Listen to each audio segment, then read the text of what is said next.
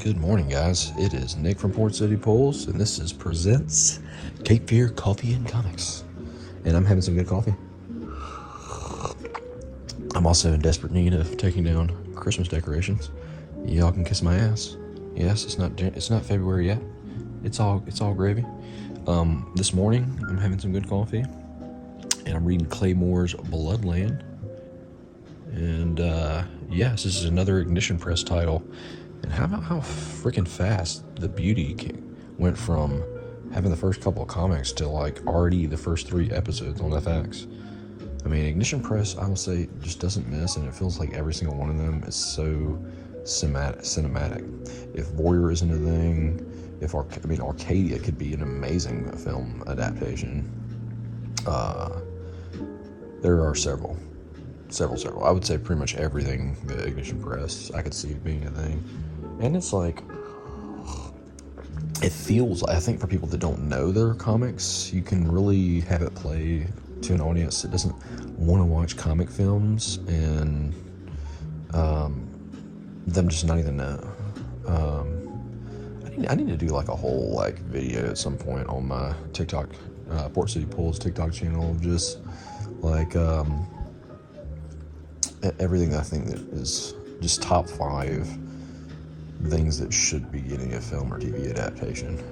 For example, if Dungeon Crawler Carl, which isn't a comic, it's a novel, it doesn't get something, I'm going to be highly pissed. It just needs to be. Anyway, I'm going to read this and then let you know my thoughts. Cheers, guys. Alright, guys, I just finished reading Claymore's Bloodland, issue 1. Drinking this good coffee. Well, I will say this is another masterpiece by Ignition Press. It starts out with the current president, I guess, is trying to extend his own term. I don't even know if that was the original plan, but either way, he brought over this group of kind of organized political vampires from Europe. And there's a time jump to a few months later where they've essentially kept control, using martial law for the president to keep his position. And you've got like a pro-vampire group, the White Cells, along with the National Party group, which is kind of like some backwoods, kind of rednecky nationalist group that they kind of use as kind of the human wing of the White Cells. And they're basically just taking out anybody that stands in their way. So you got some different freedom fighter groups. One's led by that guy in the middle. That's Son Cassidy. Yes, Son is an S-O-N is his first name. Former pro quarterback that's leading a pretty ruthless, an opposition group. And then you got this lady, Heather, what's her name? Heather Brooks? Yeah. Who's a army veteran, which makes sense because she definitely does some fighting in this, but she's having birth. She's, there by herself, so I guess she was a single mom.